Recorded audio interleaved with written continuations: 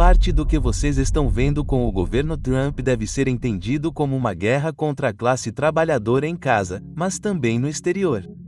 O que está sendo feito na Europa é extraordinário. Um acordo que surgiu após a Segunda Guerra Mundial, no qual os Estados Unidos derrotariam a União Soviética poucos meses depois de serem o grande aliado. Virou o grande inimigo da noite para o dia, demonstrando um tipo de flexibilidade que é ao mesmo tempo surpreendente, mas também impressionante em termos de atender às suas próprias necessidades e reorganizar as peças do tabuleiro com as quais você está jogando. O acordo que foi feito foi o seguinte: nós, os Estados Unidos, temos duas grandes preocupações agora. Número 1. Muito dinheiro foi tributado ou emprestado de grandes corporações e pessoas ricas para fornecer uma gama notável de serviços de massa.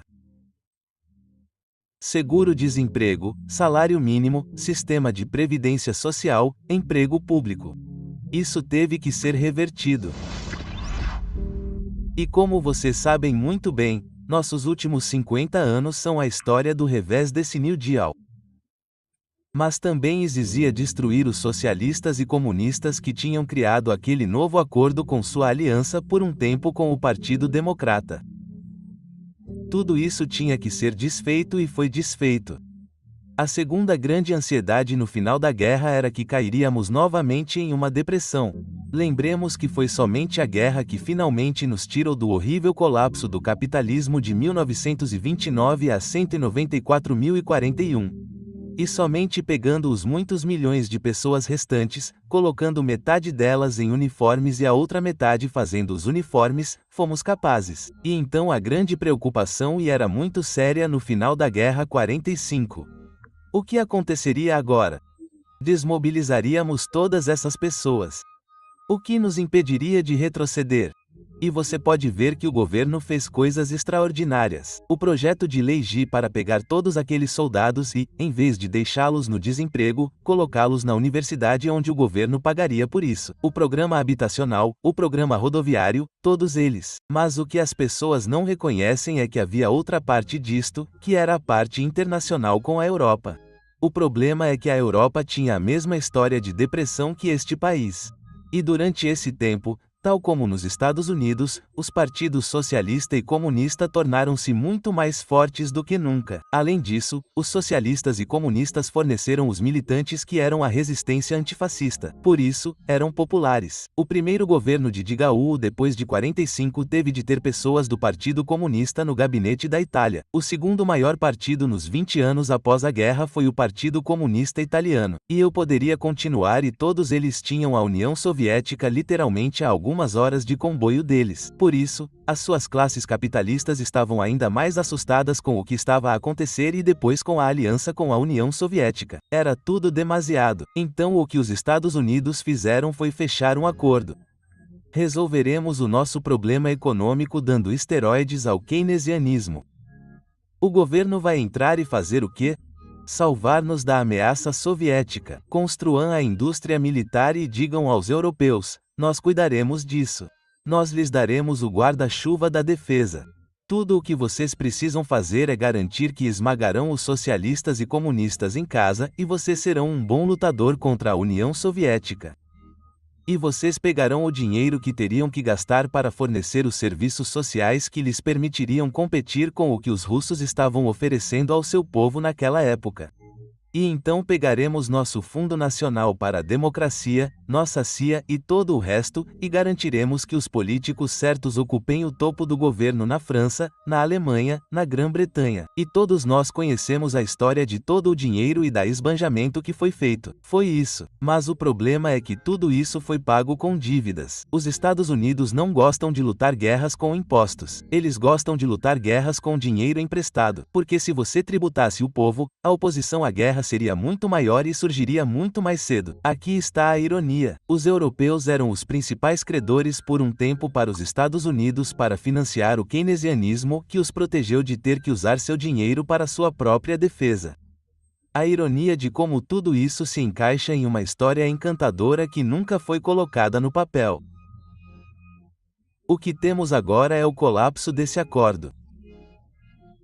O problema é que muito disso foi feito sem entender o momento especial. Os Estados Unidos não tinham concorrentes ao sair da Segunda Guerra Mundial. Grã-Bretanha, França, Alemanha, Itália, Japão, Rússia, todos eles foram destruídos. Saímos como reis da colina. Nossa economia estava em melhor forma saindo da guerra do que quando entrou, e ninguém mais poderia dizer isso. E o resultado foi um momento especial muito bizarro que não poderia durar. Acho que os historiadores olharão para trás e ficarão impressionados por ter durado tanto. Mas, de qualquer forma, agora acabou. Não dá para fazer isso. Os Estados Unidos perderam a guerra no Vietnã, perderam no Iraque, perderam na Ucrânia. E esses estão entre os países mais pobres do mundo para os quais os EUA estão perdendo. E os europeus ficaram de uma forma que quase temos que simpatizar. Eles se tornaram o oposto literal do que eram há 3 ou 4 séculos. O centro do universo, o apogeu da cultura, o senhor colonial. Tudo se foi. A Europa está vivendo em um mundo de fantasia. Não estamos conseguindo deter os russos com os Estados Unidos. Eles realmente acham que farão isso sem os Estados Unidos. Esses são níveis de loucura que fazem parte do declínio, eu suspeito, de todos os impérios quando eles se consomem. Estou particularmente impressionado com esse negócio louco de atacar funcionários federais em nome da eficiência. 2,5 milhões de funcionários civis do governo federal contra 5 milhões trabalhando para o governo estadual e 15 milhões trabalhando para o governo local. Se você se importasse com eficiência, seus alvos óbvios seriam os locais e estaduais, mas eles não conseguem chegar até eles, então vão atrás do governo federal. Essa é uma decisão de onde podemos fazer uma apresentação pública. Isso arruína a vida dessas pessoas, destrói qualquer função que essas agências costumavam ter. A entrada na força de trabalho aumenta, superando as saídas do serviço público federal. Todos eles vão para o setor privado, onde vão reduzir os salários. Ao mesmo tempo em que não conseguem controlar a inflação, vocês estão destruindo cada vez mais a classe trabalhadora, como se esse processo não tivesse fim. Esses são os comportamentos desesperados de um império moribundo. Eles tinham a ideologia de que o setor privado é o setor oficial, ou acreditam nisso há 200 anos, se não mais. Sabe, isso tem muitos nomes. Liberalismo, neoliberalismo, laissez-faire, muita linguagem para a mesma ideia básica. Mas eles sempre foram neutralizados até certo ponto por homens e mulheres práticos que diziam a eles: espere um minuto. Talvez, mas se não resolvermos esse problema bem rápido, e a única agência que fará isso é o governo, estaremos em apuros. Sabe, recorremos ao governo para comandar as forças armadas quando somos atacados porque o setor privado não está bem e então eles farão uma pausa. Eles farão o que Roosevelt acabou fazendo na década de 1930. Eles intervirão no mercado de trabalho. Existe um salário mínimo. Não nos importamos com as forças do mercado. Você não pode ficar abaixo disso. E quero lembrar às pessoas que até os conservadores tinham isso quando a inflação era incontrolável em 1971. Nixon vai ao rádio e à televisão e diz: estou congelando todos os salários e preços nos Estados Unidos. A partir de amanhã de manhã, se você aumentar seu preço, senhor empresário, vamos prendê-lo e você irá para a cadeia. Uau! Isso é uma espécie de reconhecimento. Se você tem espaço, o que temos agora é uma população cada vez mais convencida, até o topo, de que não há espaço. Você não pode bancar uma solução parental do governo. Eles precisam fazer alguma coisa. E a única coisa em que conseguem pensar, dada a estreiteza da nossa educação, é essa fantasia. Eles vão salvar a América retrocedendo. O que diabos é isso? Voltar para quê? Seja lá o que o trouxe até aqui. Quero dizer, é loucura. Eu diria que em outros impérios, à medida que decaíam, eles começaram a apelar para seus deuses, seus fetiches, suas fantasias, porque não tinham mais nada viável na prática. Estamos endividados até aqui com nossa dívida nacional de US$ 35 trilhões. Está muito acima do nosso PIB nacional, o que não deveria ser. Isso costumava ser considerado um limite mínimo. Nossos aliados europeus não fazem isso tão mal quanto nós, embora estejam prestes a fazer. Olhe para os alemães. Eles estão perdendo a cabeça. O Sr. Mertes fez uma campanha para preservar o compromisso alemão de não tomar empréstimos do governo. Poucos dias após a eleição, ele muda completamente de ideia, e agora defende a maior expansão da dívida da história alemã para construir um exército. Contra quem ele vai lutar? Os russos? Isso é uma piada. Os chineses? Essa é uma piada maior. Os Estados Unidos? Talvez a maior piada de todas seja que as únicas pessoas para quem ele poderia usar isso são os outros europeus. Acho que já vimos essa imagem antes em algum lugar. Esses são comportamentos que pessoas como você, eu e outros na mídia terão cada vez mais dificuldade em definir porque são atos desesperados de um império em declínio que não sabe para onde se voltar.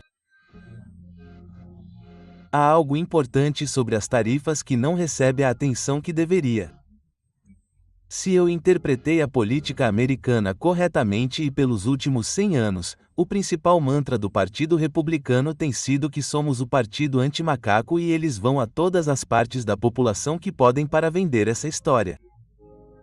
Uma tarifa é um imposto sobre objetos importados que são produzidos em outro lugar e vendidos aqui. Nos primórdios da história americana, essas eram chamadas de taxas de importação.